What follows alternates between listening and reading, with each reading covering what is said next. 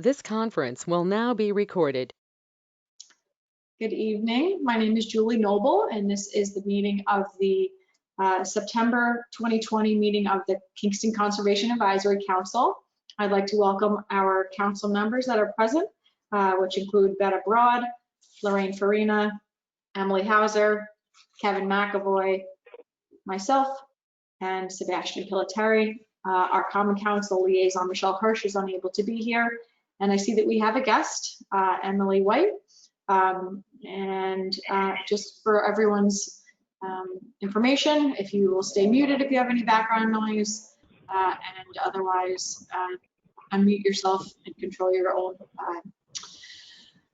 muting as we move along on our call today. So I'm going to call the meeting to order. It is 6:05. Welcome everyone. Are there any? Oh, I'd like to welcome Emily. Do you have any comments for the public comment period? I was going to wait, if it's okay, until after Lorraine's report. That's fine. Thanks. Okay, are there any modifications to the agenda?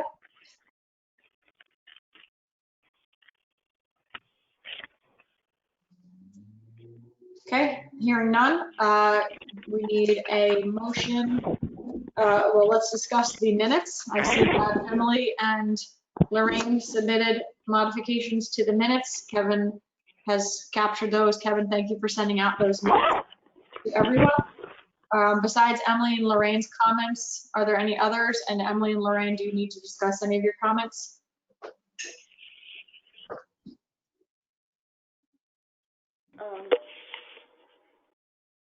Nope. Emily?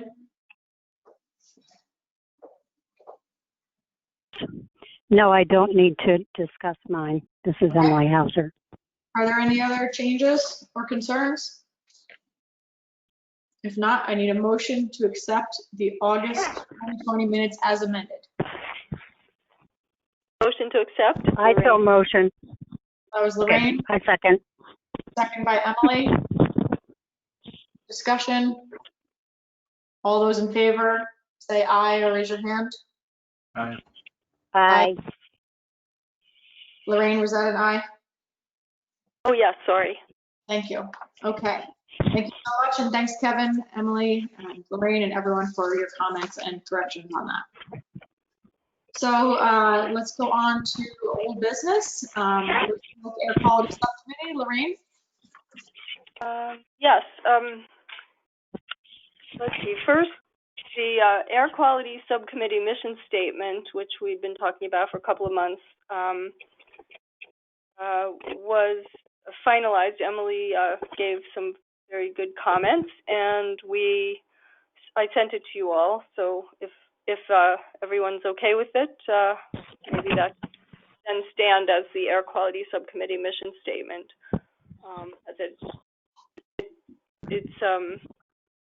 It's almost the same form as what you had seen before, but I sent it, I think, yesterday. I don't know if you all had a chance to look at it. So if you haven't, let me know, and we'll put it off to next time. Does anyone have any comments or questions about the mission statement or the goals?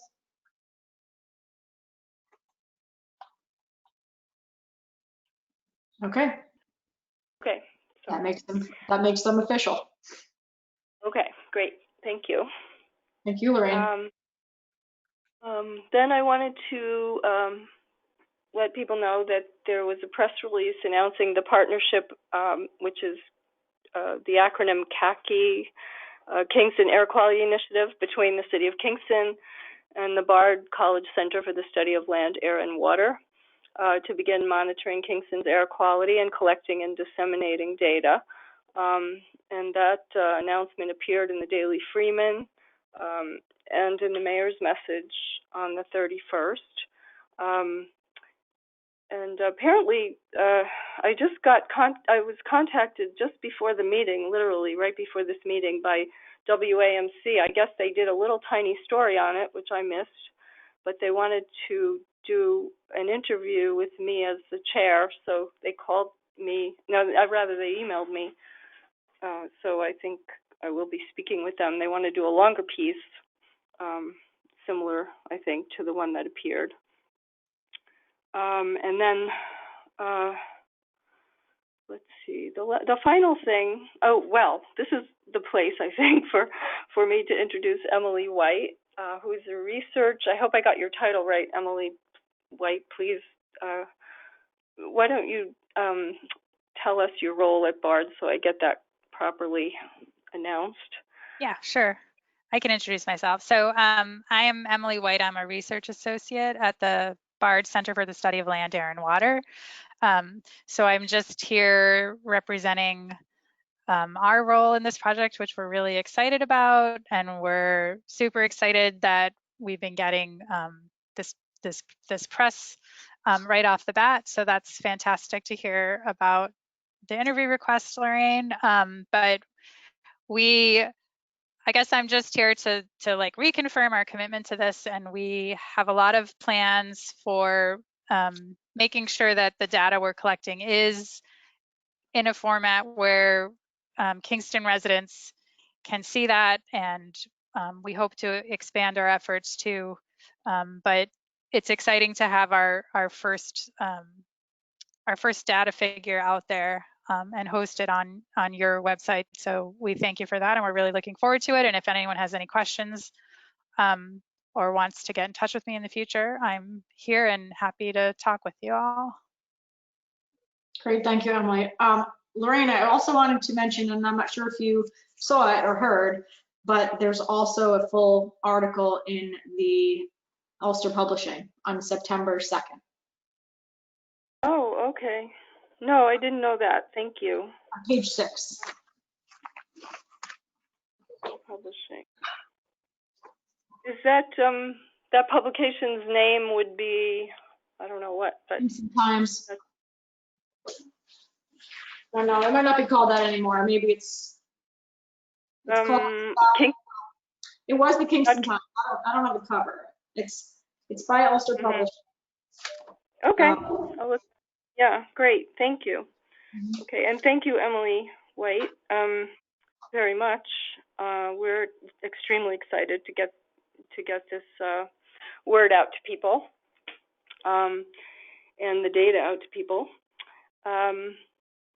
And I think the final thing I wanted to just mention briefly was apropos of Emily Hauser's report last month. I saw, Emily, that you sent the EMC minutes, and so I think it's really great that Sustainable Hudson Valley is offering clean, actual clean incentives for energy. That's very exciting. I followed the link along that you had sent, and there's a link for the Marbletown Renewable Energy Plan. They still, unfortunately, are including biomass burning as renewable, although their incentives do not incentivize that. I wanted to mention that I had been corresponding just as a person with Judith Enck, and she, who was the EPA regional administrator previously, and she feels that in order to assure clean energy, we need to work to discourage NYSERDA's funding of biomass, and NYSERDA's encouragement of incentive biomass. I think that they're on the right track, and I just wanted to mention that, following up on that link that Emily sent. And I think that's it for now. Thank you. Sure.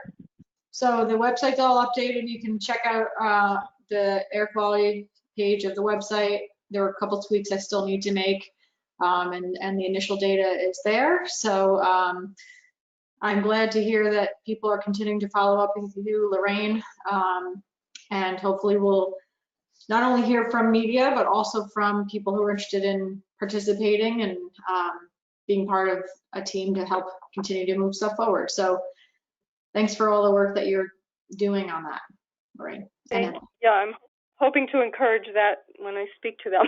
So hopefully some folks will get in touch. Yeah, thank you. And so when you do your interview with them, just give me a heads up and then I can post it if they record everything. Yes, I will. I'll send you. She had in this email just a little bit ago. She sent the link for this short story that she had already done. So I'll send that to you. I'll send that to everybody. But she said she wanted to do a longer piece. So yeah, okay. Thank you, Julie, for all your efforts. That's for sure, and all of you, and you certainly, Emily. I also wanted to mention on another note that on a walk the other day, it wasn't really the other day, I guess it was probably 2 or 3 weeks ago or more, I noticed at the wood-fired pizza place uptown that they were literally installing an exhaust pipe as I was walking by. So if you drive down Main Street and after the Fair and Main new corner restaurant thing. Lola. What is it? Lola. Lola, right. Mm-hmm. Oh, Lola, yeah, but I'm saying if you're going down Main, past Fair and Main, and you look left into the first alley, that's where their new smoke pipe is. I haven't seen it in action, or I don't know if they're open, actually. I don't know if they're open or if they're operating, but I just wanted to give people a heads up that I did kind of see that happening. So it'll be interesting to see what the impact of that will be compared to the current next situation. Yeah. So are you saying that they extended their chimney basically? Yep. Yes.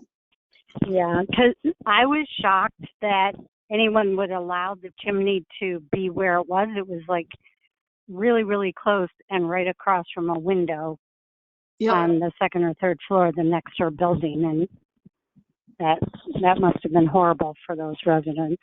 Yep. And so this was certainly an act of code enforcement. So I know that the fire department and or the building department approached them, which is why they had to modify their stack. I didn't see the final product. I just literally saw it being installed and kind of took a little paparazzi picture as I was driving by. But just wanted to highlight it's literally there in an alley. I mean, anyone can go and see it. So. So is it in the alley on Main or on Fair? Main. On Main, right? Yep, immediately to the left after the Fair and Main corner restaurant place. Yeah, that's where it was. So maybe they just raised it, you know. Yeah, I don't have a picture of what it was before, so. Okay. Yeah, and since you mentioned that, I will also mention that around the corner from me, there is now a burn barrel, and I wanted to ask whether those are permitted in Kingston. That they never were, but not to my knowledge. I'm sorry? Not to my knowledge. No, they're not. They are not permitted in Kingston. What term is it? A bird bath? Burn barrel. Oh, burn barrel. Burn barrel. So sometimes I think this is just my observation, is that it could be someone who recently moved from out of town and doesn't know it could be the regulations. Is it on Park? No, it's on Wine Coop and Clifton. Yeah, on the corner. I'm wondering, so would that be something? Oh, I saw that. I'm sorry. I thought that was a smoker. Sorry. It doesn't have food involved, and it's just wood piled in there. So that's interesting. I mean, it's just one of these slapped together metal. You did see that, Emily? Sorry, there's a train going by. Okay. I did see it, and I mean, I ride my bike by there a lot, so I saw it, and I I didn't really look closely, but when I first saw it, I thought it was a smoker. Mm-hmm. But I'm not an expert on smokers, so it's Smoker definitely worth looking into. Like the little thing you put on top, like the cylinder you put on top of your grill and put in like the apple wood chips for that? Is that what you were talking about? Like that size? Or is it like? No, it's a No. cylinder of metal that's kind of riveted together, and you put the wood in the top and you burn it on you light the fire down below in a little space where there's space for kindling, and it just burns whatever you have to burn. But is it on the grill? No, there's no grill. No. Yeah. There's no grill. That's why I just assumed it was a smoker. It never occurred to me that it would be a burn barrel. Anyway, if it is a burn it's definitely barrel, worth looking into. would the fire department enforce that? I don't know. It is definitely, it's against the law to have a burn barrel in the town that is the size of Kingston. Yeah, that's what I thought too. I don't know if the fire department is enforcing anything is my question, because when we spoke last, they were not. So I don't know where that leaves us. It's different if they're burning trash. So I think you just need to look, I think if you want me to call it in or something, I'd be happy to, because it's a difference of what the fuel is and what it's being used for.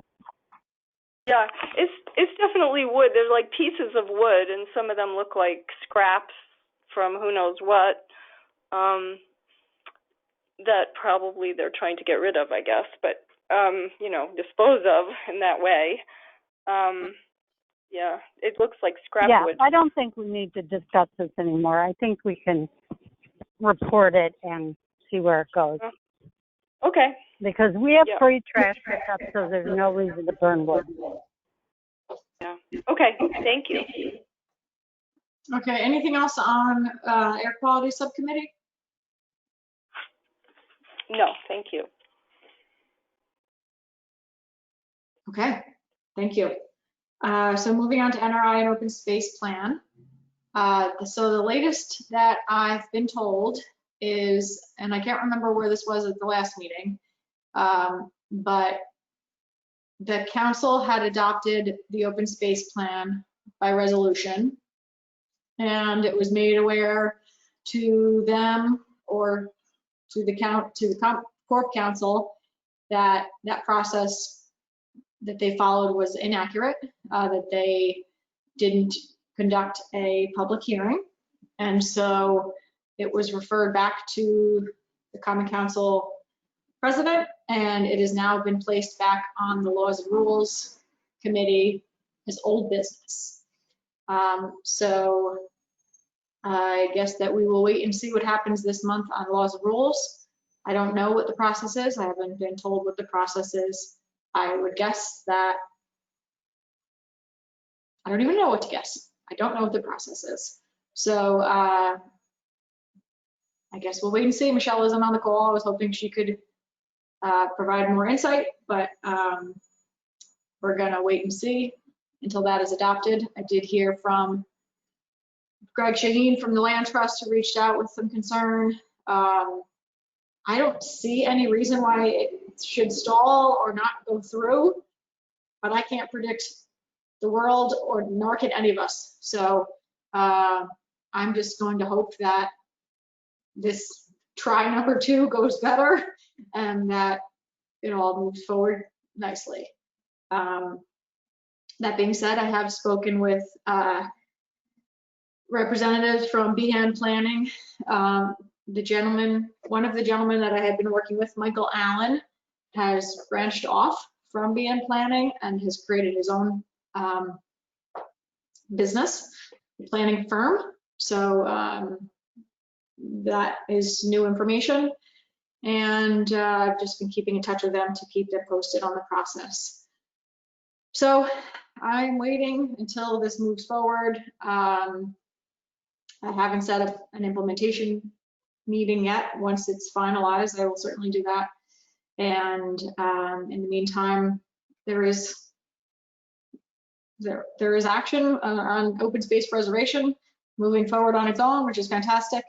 And one of those things that we'll transition to is the Esopus Creek opening up and being more accessible. So I don't know if anyone has any questions or comments or concerns right now about the open space plan, but that's currently the update. Kevin, you don't have any more information, right? No, okay. So, are there any dates that we should go to a meeting? Attend a meeting, whatever.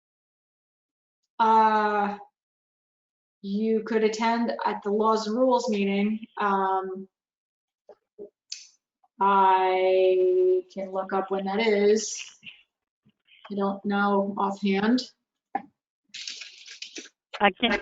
Sorry, I can't hear you. I was saying you could go to Laws and Rules. That's on September 16th at 6:30. Okay. Although I will say, looking at the agenda, it's not currently on the agenda, but I was told it was getting put on the agenda. So maybe they haven't added it yet. I'm not sure. I will follow up. Can you repeat when the Laws and Rules is? September 16th at 6:30. Thank you. Yep.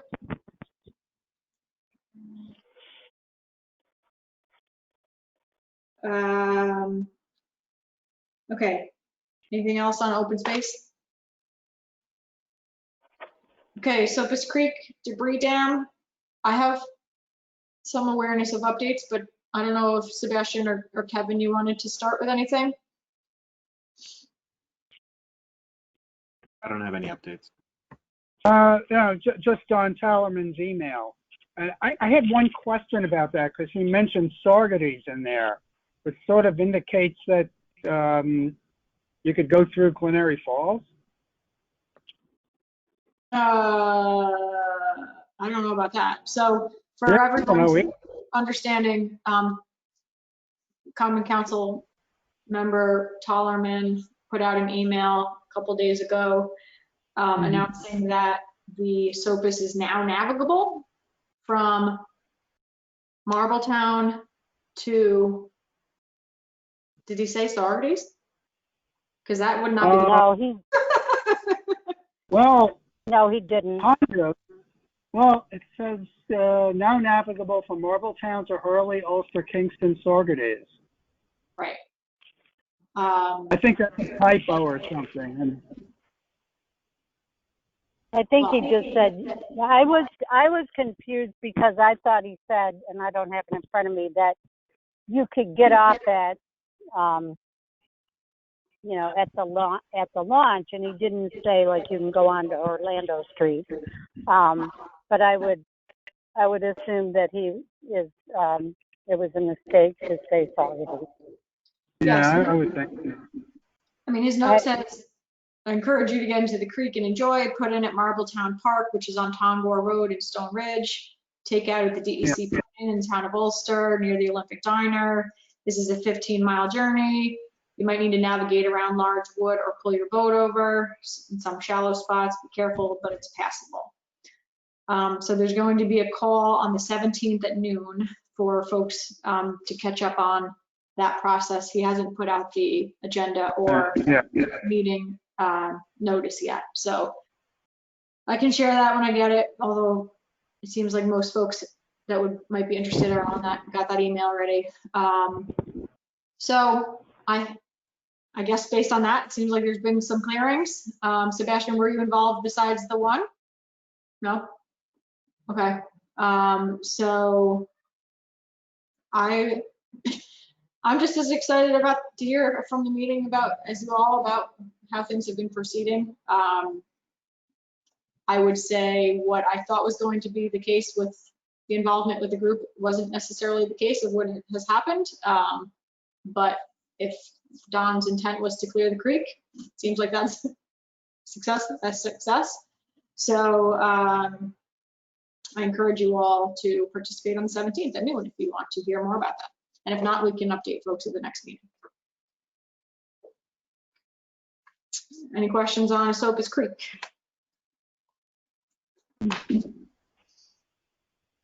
Okay, any pedestrian street updates, Sebastian? No, I don't have any. Okay. It seems like people are still actively using outdoor dining. It's still warm and dreamy outside, so hasn't really been a shift yet towards what that's going to look like as the fall and winter come. Is there action that we need to take at this point, or what is our next step with this pedestrian street initiative? We had mentioned the last time I was reaching out from the city of Kingston to understand where the process is. There's a weird echo I'm getting, I'm sorry. Where the process is within the city. And I haven't reached out to you. Okay. Sorry, I can't. Sebastian, I cannot understand you. I'm struggling to understand it. There's feedback. Need to reach out to the city. Haven't done that yet. Okay. So Sebastian's going to reach out to someone else in the city Yeah. and understand the process and what will happen next. Okay. Okay. Great. Thank you. Anyone have any comments or questions about that? All right. Green Amendment Resolution. I sent our draft to the council as a communication. I have not heard any response. Based on the laws and rules agenda for September 16th, it isn't on the agenda. So I will follow up to see if they plan to put that on the agenda.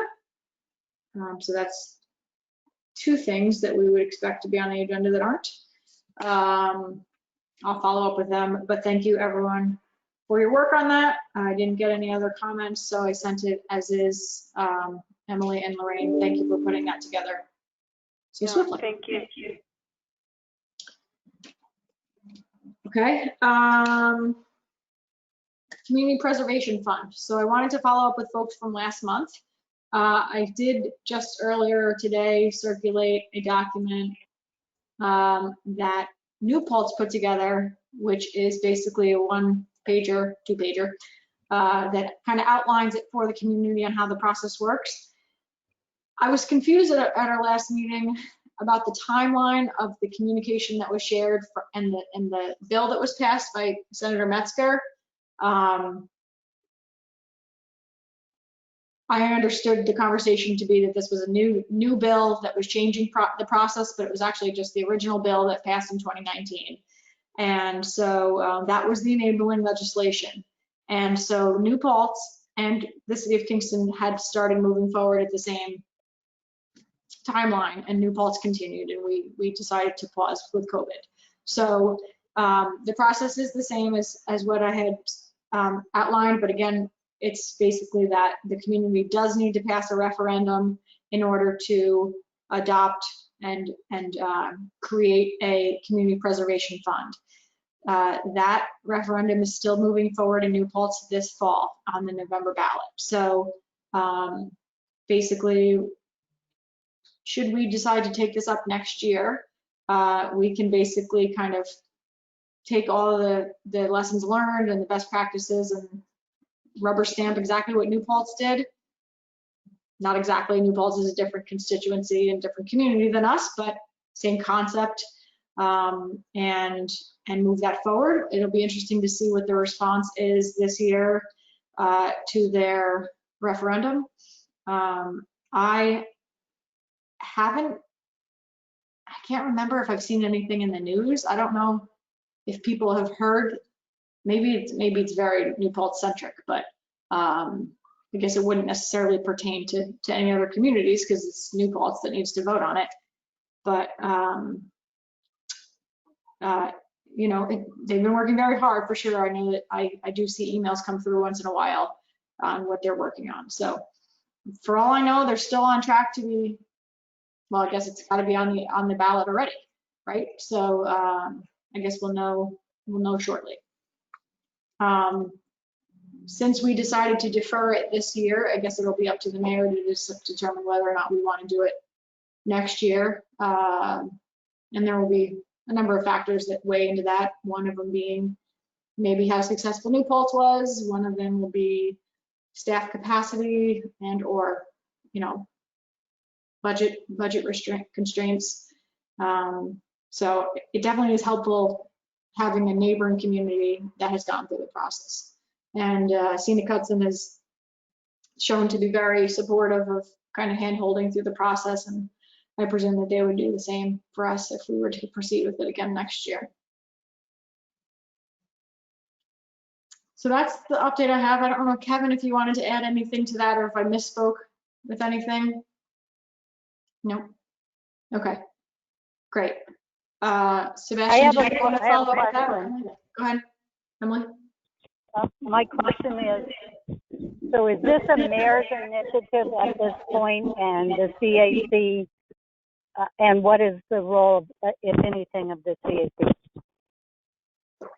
I would say that the role of the CAC, should the mayor choose to move forward with it next year, would be community engagement. So a huge part of this is getting the word out and quelling people's concerns and fears about what this means, getting people to, you know, to vote for the referendum, getting a big effort that was done in New Paltz early on was really trying to get allies in realty and in land use, you know, related people who have big properties and things. I think it's going to be really just education and outreach would be the role of the CAC. I don't think that the CAC at this point needs to do any advocating to the government to do this. I know that it's on the mayor's radar and it was happening until COVID, so I can't imagine, except for the same concerns next year being capacity, why it wouldn't continue. But I don't know that it doesn't need to be continually be on the CAC agenda is what I'm saying until it comes back up again, unless you feel like we want it to be. I have two questions. One is my ignorance. Is there anything in the open space plan or the comp plan that says we should do this? So we can point to that as, I don't know, it's just. I don't know. I can't. Okay. I don't know. I can't say that with conviction, but I would. I don't know. I don't think so. I can look though. And then when. Well. Okay, and then the other one is I don't. Do you know how the referendum works? I mean, how does that work in terms of the legislature? Well, the referendum is a vote that all voters need to vote on, yay or nay. Do you want a community preservation fund established or not? Yeah, but who gets it on the ballot? Like the town board in New Paltz. Okay. It looks like well, that's why I was first. Say that again. Be the common council here, right? Yeah, the council passed a resolution to establish the public referendum, and I'm reading right from the New Paltz handout. All right, so then that's we need to understand the process. Yes, and it says that they approved it in July, and that was the same timeline they had outlined for us early this year, they said, you know, your county council will need to adopt that resolution by July. So it seems like they stayed right on our timeline, which is awesome. So yeah, we would have to start the process anytime. We could start the process anytime, really. But the council would have to pass a resolution, and then it would be on next year's ballot. Okay. That timeline, was that because it requires a certain number of months, like legally, or is that just a timeline, like an ideal timeline of like, it'd be nice to have 4 months of outreach? I can't remember. Part of it is I would think that part of it is that the Board of Election has to publish the ballot, and they do need some time. Yeah, that's part of it, and certainly also educating people on what a referendum even is. Referendum.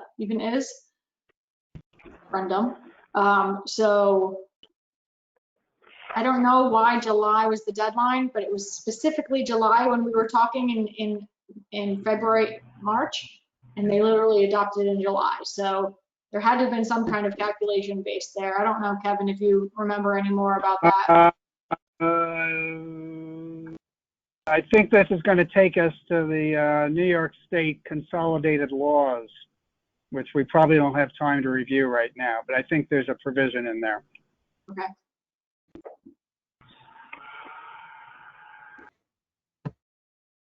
Filing and publication, yeah, I think so. Okay. Thank you. So I will follow up with the mayor on this and what he wants to do for next year, yay or nay, and then I'll report back. Well, I guess I don't need to report back. I don't know. I can still report back, even if it's like not a big action item on the CAC's agenda. Mm-hmm. Okay, anything else on that?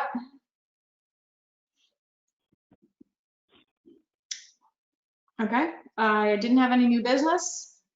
I don't have any communications. Are there any announcements or events that people would like to share? Are we keeping people aware of the climate adaptive design, or is that anyway? There's a climate adaptive design also on the 17th of September. But is that for Kingston Point? Is that public? So it isn't public, and let me just explain that. So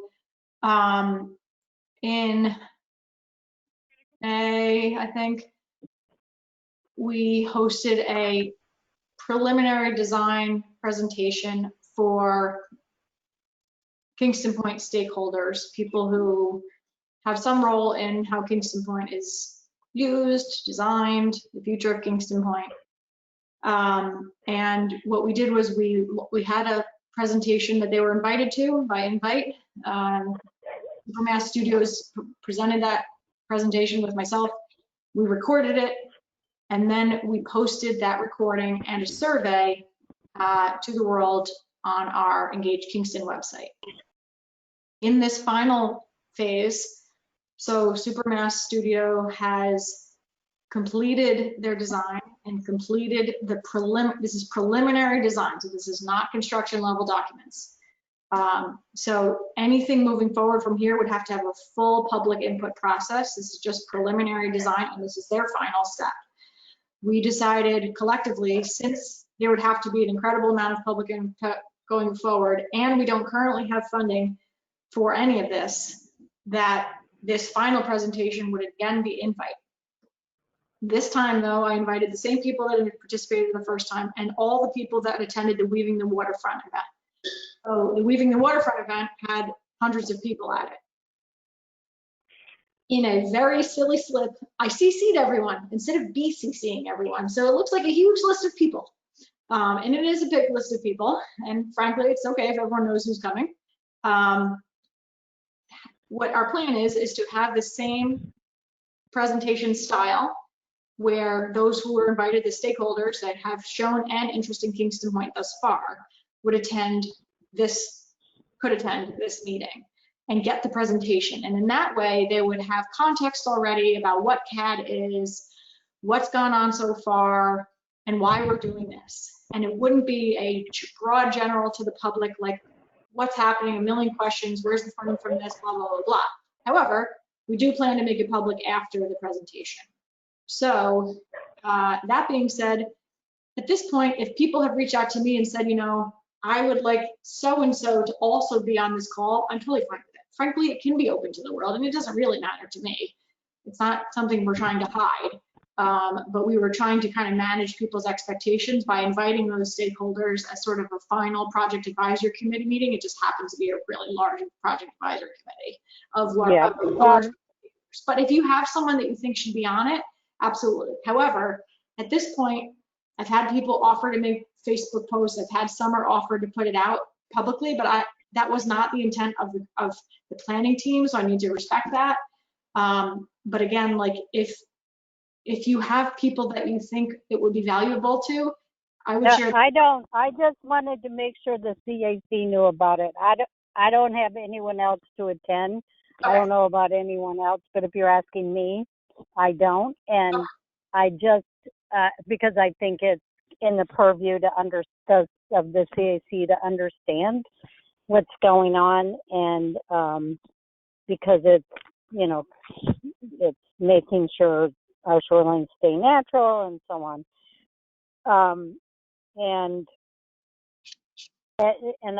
But thank you for that explanation. And do we have the Rsvp if we know how to sign in? No, you don't have the Rsvp. Okay. Yeah, so that is on the 17th at 11 or 10:30. Big day on the 17th. So yeah, I encourage you all, if I didn't invite you, please let me know. But I do encourage you to attend. It's been a very exciting process for me. It's a little bit bittersweet because we don't have funding for it.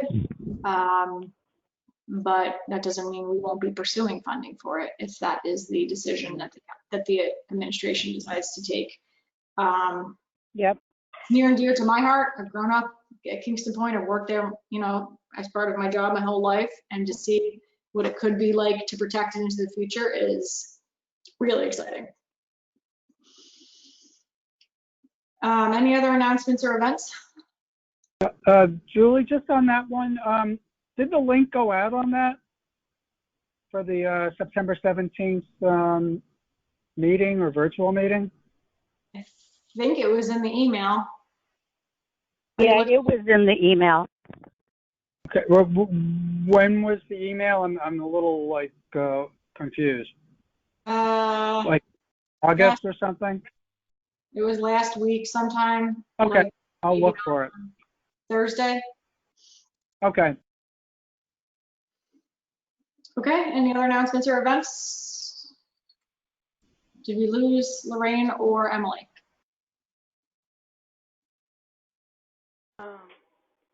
For Complete Street? No, sorry. Yeah, no, we have nothing. We lost Emily. Okay, Complete Streets, anything?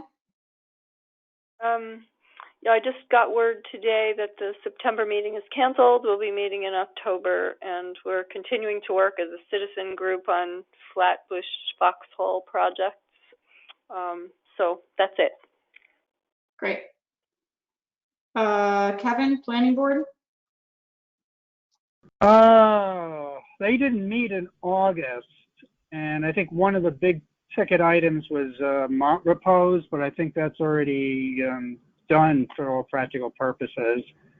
And the agenda, let me see if they've updated it. The last time I looked, it was a generic agenda for September 21st. Let me just grab that now and see if Suzanne has updated that. Yes, they have. Going through it quickly. 243 Hurley Avenue, special permit renewal for the community solar array at St. Clara's Church. That's just the renewal as far as I know. Anything else of importance here?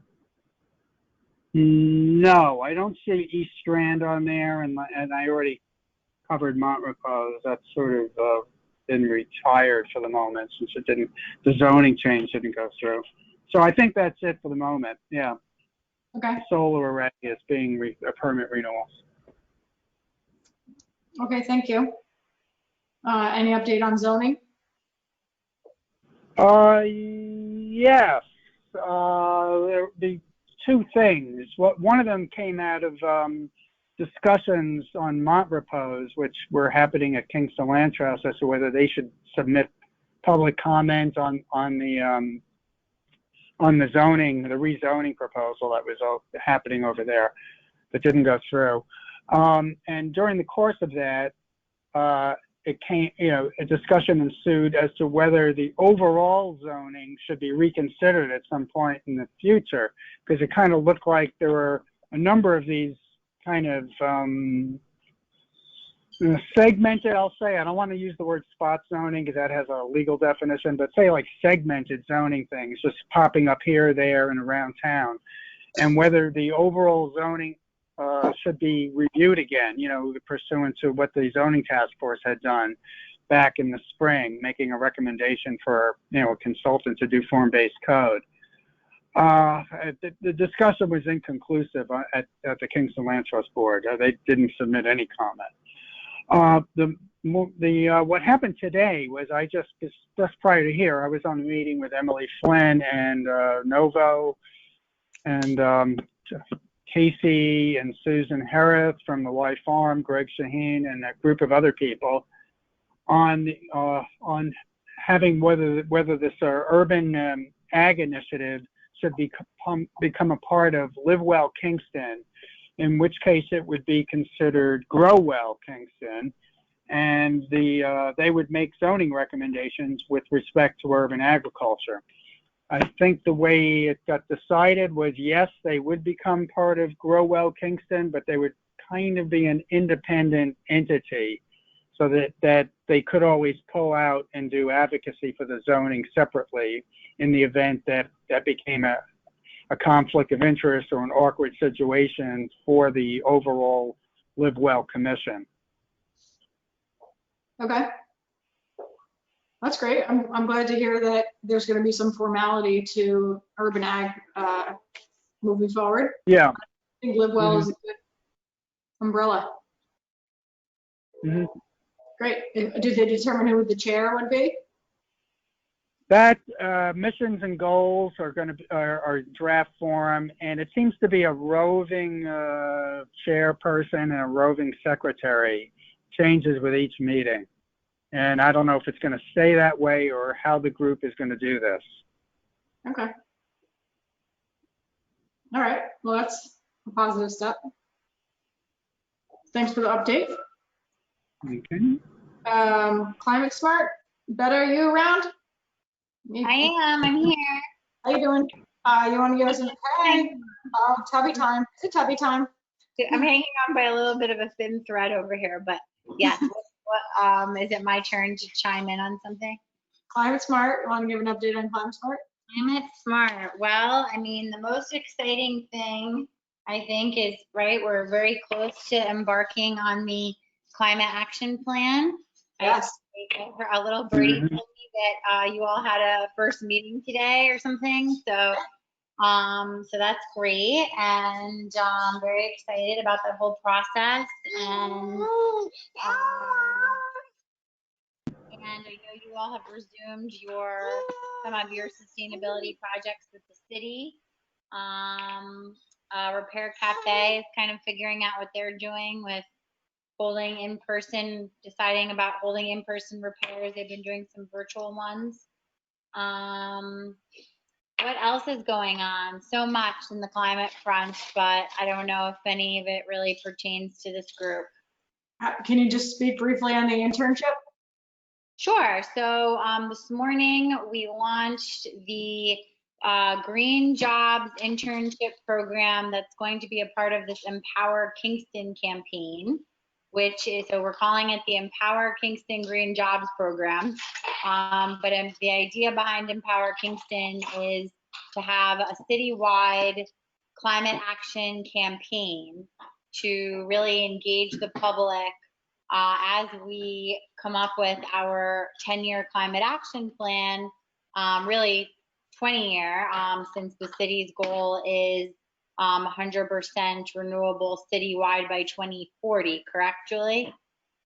And I can't right, remember. I'm pretty sure it's 2040. So in any case, the initial plan that we're doing is a 10-year plan. But we really want to engage kind of long-term visioning and what people can do in their own lives, in their workplaces, in order to transition off fossil fuels. And that will come, in many forms, from heat pumps to energy efficiency to Kingston joining a CCA, community choice aggregation, to hopefully eventually getting our vehicles to be all electric, but the city, of course, has made great progress on that front already compared to many other municipalities, but we want to also make sure that our residents are doing what they can do to reduce greenhouse gas emissions. And so the Green Jobs Program, the whole idea is to train Kingston people to be in the clean energy, take the first step in a clean energy career. So over the next 4 weeks, they'll be tagging along with some leading local contractors to learn about installing heat pumps and solar panels and doing energy efficiency measures. And hopefully they will decide to pursue this as a career, and then we'll get sort of on the path to studying at SUNY Ulster and BOCES, and the county also has some scholarships available that we can kind of plug them into. But we just kicked it off today at the African Burial Ground. It was a very moving, I think, event. We had Congressman Delgado there in person, the sheriff, the county executive, Assembly Member Cahill, Anna Jo Green, Frank Waters of Midtown Rising, and Tyrone Williams of the African Burial Ground in Harambe, and all the contractors and the interns. And it's a very diverse group. It's 5 women, 3 guys, several people of color, 1 undocumented worker. So very kind of a mix of ages. Mostly a bit on the younger side, but not exclusively. So anyway, we're very excited about it. And this was something that Citizens for Local Power, he's biting me, really spearheaded. And we'll see, where it goes. So that's all I got. Thanks for the update. That's great, Meta. That's really great. Hi, buddy. No biting. Okay. So then moving on to Ulster County EMC, Emily. Okay, I did not attend this meeting, and I did send out the minutes. So I just would say that one thing is that Brad Tito from NYSERDA gave a presentation on community choice aggregation, and that is recorded. Please send me an email if you want to know how to get the recording. Community choice aggregation is a way for the entire city to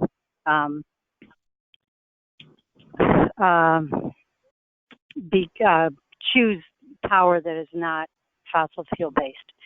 And then also the only other thing that, since I sent this out, the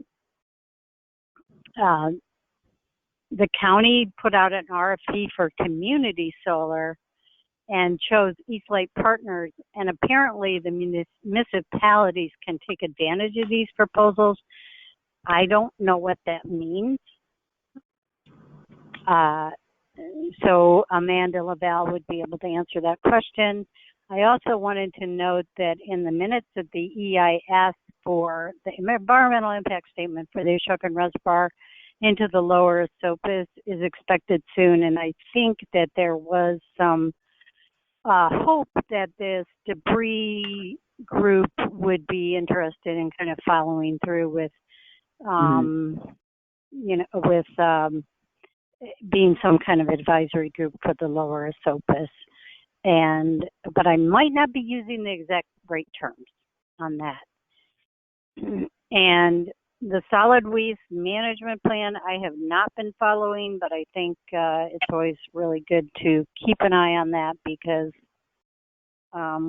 they're trying to do a zero waste, and I don't believe that the management plan has been passed by the legislature yet. And I may be wrong on that, but there was really hope that it would happen in June or July, so they're late on that. And that's all. Okay. Thank you.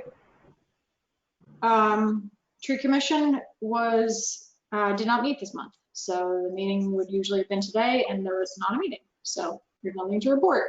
Although I do understand that we had a big storm a week ago. I was out of town, but at least one really big tree fell on North Manor, and so that's why it's super important to take down those ones that are risky, and you know, some are just out of our control. So I will catch folks up on Tree Commission next month. Are there any other reports or updates?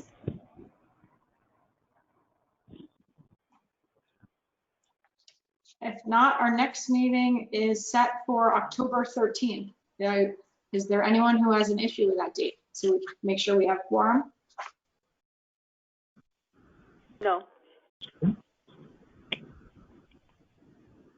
Sebastian, Emily? No. Oh, sorry, no, I don't. I mean, I can be there. Yeah.